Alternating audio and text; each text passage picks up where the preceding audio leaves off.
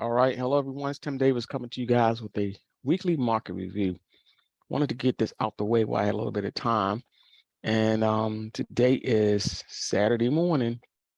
I'm sorry, Sunday morning, August 21st, 2022. It's now about 5 o'clock in the morning before I get my day started. This is a weekly chart of the Dow Jones. I'm going to point out several things, folks. This is strictly chart analysis on what the markets are showing us right now. And for those who've been following me for a while, I been pounding the table for a minute. That I'm in the camp to believe that we are definitely in a longer term bear market. And I'm point out a couple of things just by looking at the weekly and the monthly charts to show you guys that a bear market, just like a bull market, goes in cycles. Okay, nothing goes down and up in a straight line. Nothing goes down in a straight line. And what you're looking at now, this is the weekly chart of the Dow Jones. And I'm going to circle a couple points here to show you guys that it looks like we are definitely at the next pivot point. Okay. And when we started this showing up bear market with all indices following the same pattern, we saw pivot points. There was one here at the beginning of the year. Let's just circle here around the beginning of this year. We got to that pivot point with this almost like a shooting star candle, and prices went down. Okay, we came back up to this trend line, touched that trend line, prices went down. Then we had a strong rally off lows from June up until now, and look what's happening. Another shooting star candle. So what my speculation is that every time we hit this upper trend line, we should see a reversal in the market. So where could we be heading to? We have to see, but there's some some levels of resistance in here. But I think ultimately we're going to head back down to test these lows before the year is out.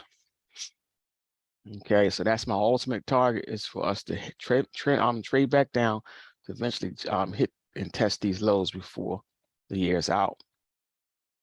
Okay, so that's what the weekly chart looks like in the Dow Jones, folks.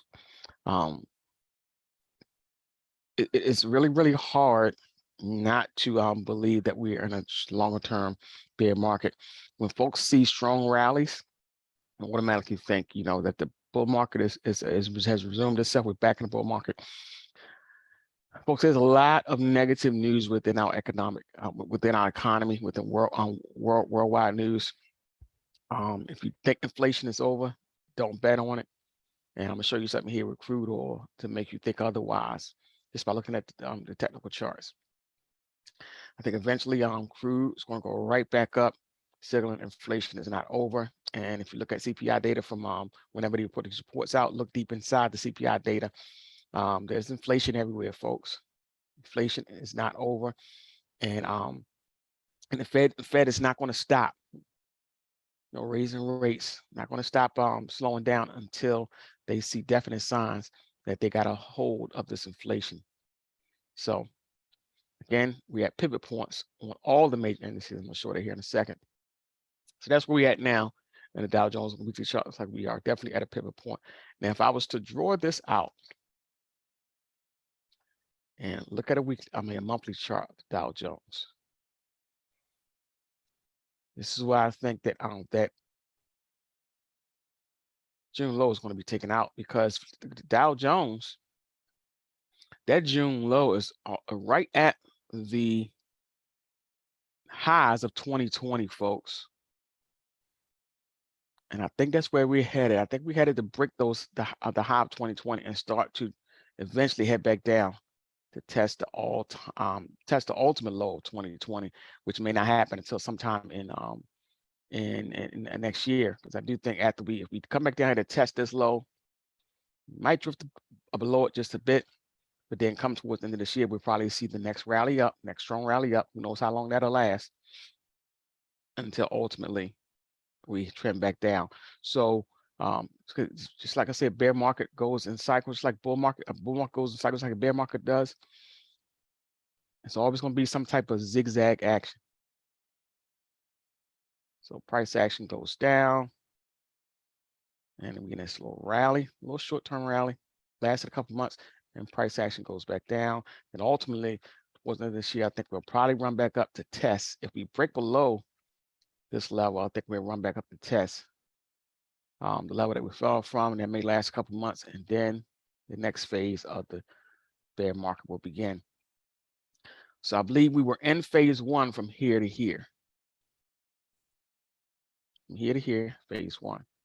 Now I think phase two is going to be in place. We'll probably end up seeing another lower low, then a little rally, and then the next phase will start, which will probably take us to another lower low sometime next year. So we had to see how it pans out, but that is my projected pathway that the market should probably travel within this bear market over the next 6 months to a year or so. Right, clear that out. So switch back to looking at the S&P.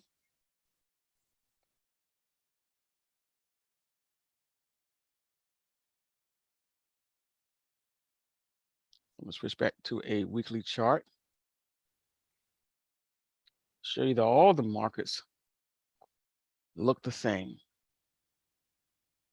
And they're all starting to pivot at the same exact time. Here is a weekly chart of the S&P. A couple things I'll point out here just for confirmation. Again, looks like we had a pivot point where we have pivoted each time this year. And it's like we're back at that pivot point. So it's like we are heading back down to possibly test these lows between now and the end of this year. Look at the full stochastics, how we're starting to hinge lower on the oscillators. Same thing on the Williams percentage, starting to hinge lower. And RSI actually didn't even back up to the top. It's starting to hinge lower already as well. So all signs point to a reversal. And the longer term charts, looking at the weekly and the monthly chart. So over the next several weeks, we can start to see lower prices in the markets, folks. That's what our S&P looks like on a weekly. And again, it's not going to look any, it's going to look the same. Here it is on the monthly. And as you can see, same scenario, had this, nice downward move. And then we had a big up, a strong up move off the lows from June. And like we're ready to start to trend lower again. Let's take a look at the NASDAQ.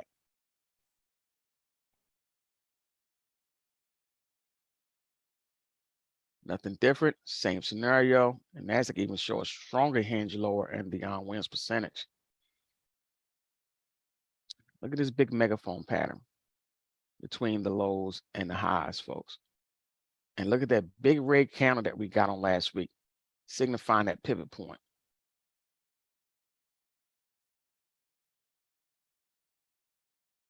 So again, off the top of the trend line, top trend line, keep on getting hitting that pivot point, or hitting the top of that trend line and reversing. And with this long stretch of green, I think we're probably going to end up seeing a long stretch of red, folks. That's just my honest opinion. Look at the full stochastics starting to hinge lower in the oscillators. Williams percentage, a big hinge lower in the oscillators, which I think is about to come out of overbought territory and really start to ramp up and go lower. That is the Dow Jones. That is the NASDAQ.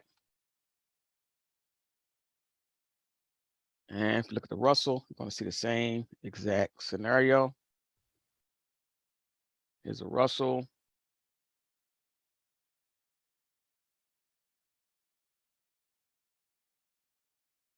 Same as that on a Russell.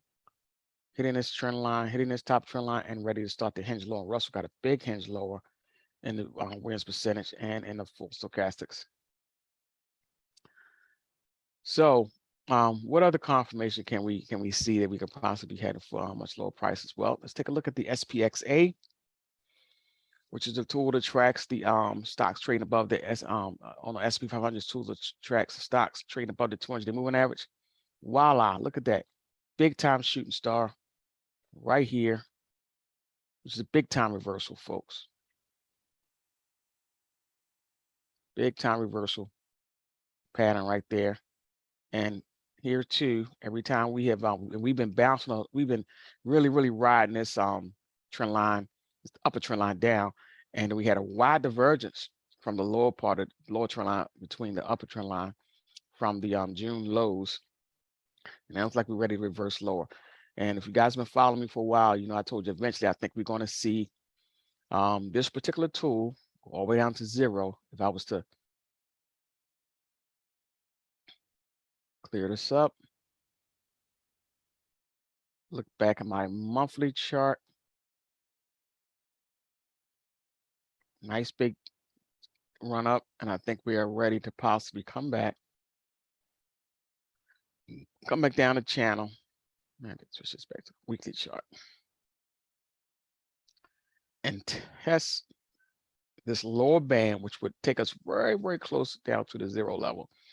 That we should probably get down to almost 0% of the S&P 500 companies trading above that 200-day moving average. I think we're going to end up getting very close between now and the end of this year. So I think we are definitely hitting a pivot point in the market. I think the this bullish run within the bear market has possibly come to an end in the near term. Then again, as we approach the midterm elections, as we get to November, we'll possibly before the end of this year see some type of reversal rally back up to the upside. But I don't think we're going to break out to the new highs anytime soon. I think we'll probably see a reversal back up to the upside, and then possibly ready for phase 3 as we approach or go into next year. Now let's take a look at a weekly chart of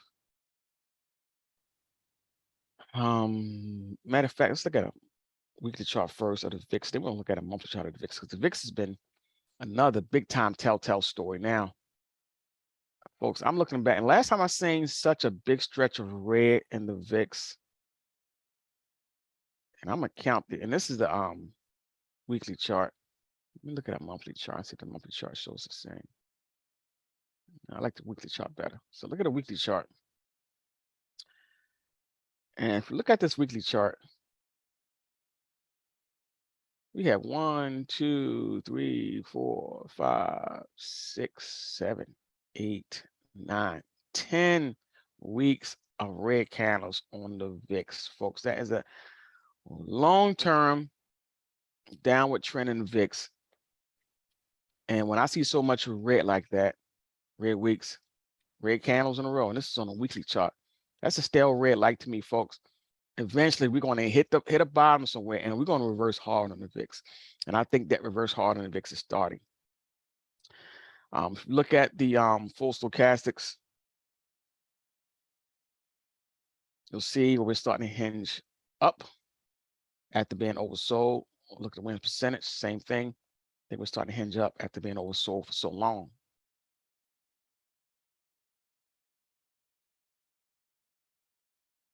As I look back, the only time I seen so close to that was back in 2020. 1, 2, 3, 4, 5, 6, 7, 8, 9 in a row back in the early part of 2020 before the VIX went higher.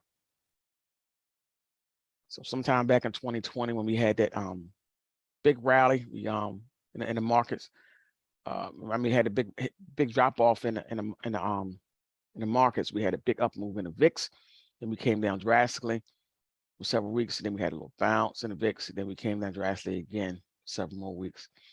I think we are in an area where we're going to see probably a really strong move in the VIX as we approach the end of this year.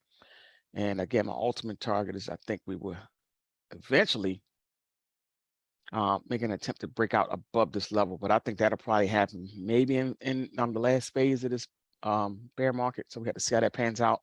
But I think we'll ultimately come up and test this area up here around 36, 38, somewhere around there, before we start to reverse. We have to see how that pans out. But I think the VIX is ready for a strong rally. After 10 weeks in a row of red, I think we're probably in store for a stretch of green on the weekly chart of the VIX. So that's something to also keep in mind. Another gauge as to how strong the next downtrend could be in the overall markets. Now let's take a look at another signal that inflation could fool everyone. And as we had a little drop in inflation, we may be ready to have a reversal, and inflation may be ready to go back up again. Look at crude oil.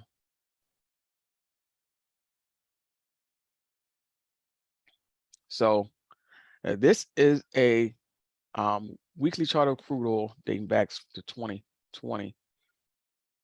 And I think crude oil also is probably at a pivot point, folks, which in turn would put pressure on inflation as well.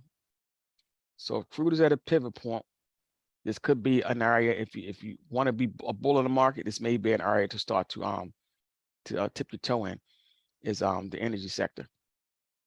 Back here in early in April 2020, crude got down to as low as $6.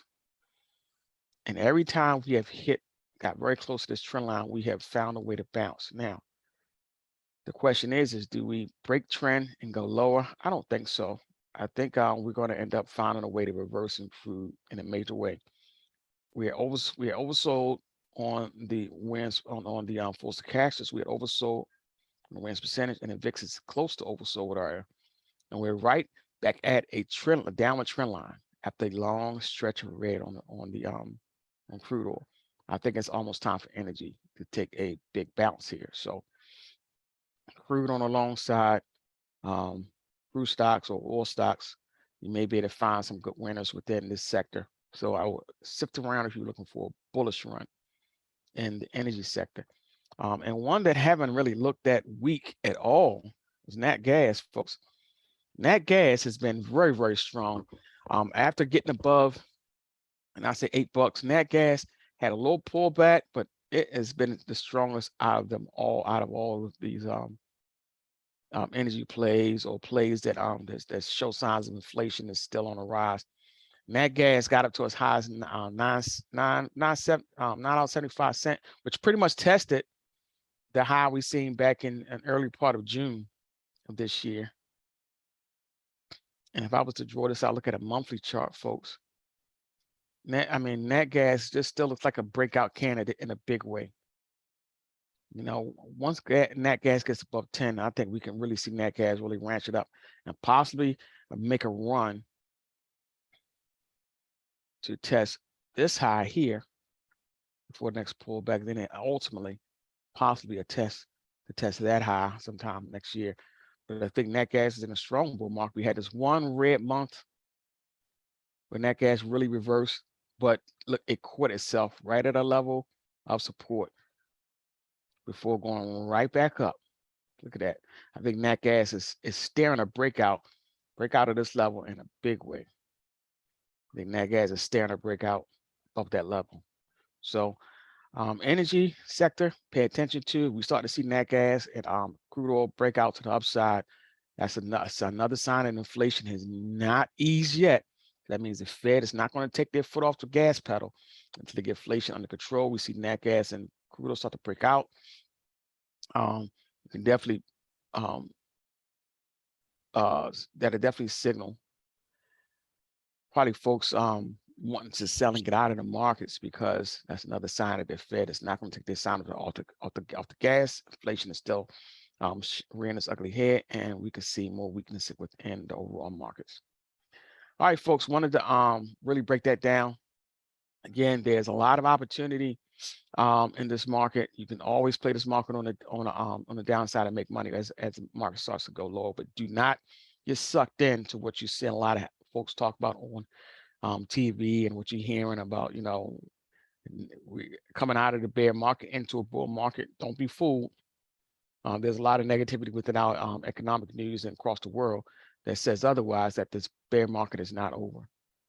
So keep that in mind as you know, we go into the end of this year and ready to head into midterm elections, and as we go into a new year. The bear market is still in force, folks. It is not over. So do not be fooled by what you may hear on the news. One last thing I'll take a look at. Even some of the big players, folks, don't get trapped into thinking the Apple is going to be your saving grace. You know, Apple too, eventually is going to feel the effects of this market. Look at this weekly candle on Apple that just formed last week. You be the judge. Okay, Apple had a nice little run, but I think it's going to see the fate of this market as well as everything else. So just food for thought. All right, folks, I think that's all I had to point out. Oh, no, it's not. One more thing. And if you need any more confirmation, take a look at the dollar. The dollar has just been showing strength at the strength at the strength at the strength. A strong dollar, it's not good for the world market as well. And here is a look at the dollar over the past couple of months. You see the dollar pull back just slightly, and look at this big green candle that formed on the dollar last week. Look at the oscillators and the full stochastics wins percentage. They all turn right back up. All turn right back up after a little downward move. Looking, we see like we think momentum is getting weak. No, the dollar, like it's the opposite. It's starting to turn back up. So with a strong dollar, normally comes a weakened market. I think the dollar is going to continue to be strong, folks. Look at a quarterly chart on the dollar. There's a quarterly chart dating back since 2001. We could really see this dollar really ramp up. And before everything is over, we start to see, the markets start to turn into their bull market. We could see the dollar challenge at 121 level on DXY that we have not seen since 2001, folks. And look at the TTM squeeze. Look at the it's all the momentum on the dollar just looks extremely strong. So dollar continues to ratchet up. You know what I'm saying? That also will put pressure on overall markets. All right. So if you didn't see enough signs in here to convince you that the bear market is still in force, I don't know what else to show you folks, but bear market is still in force, folks. And just trade and govern yourselves accordingly and protect your positions. If you got long positions, learn how to protect. You know what I'm saying? If you're long stock and you're just holding on for dear life, find a way to protect your gains because we're about to probably see the next phase of this bear market take full effect over the coming weeks. All right, folks, until the next video, hopefully this shed some light and gave you some type of insight of what we can expect moving forward. And until the next video, Tim Davis signing off. Enjoy your weekend, and I will catch you guys sometime during the week.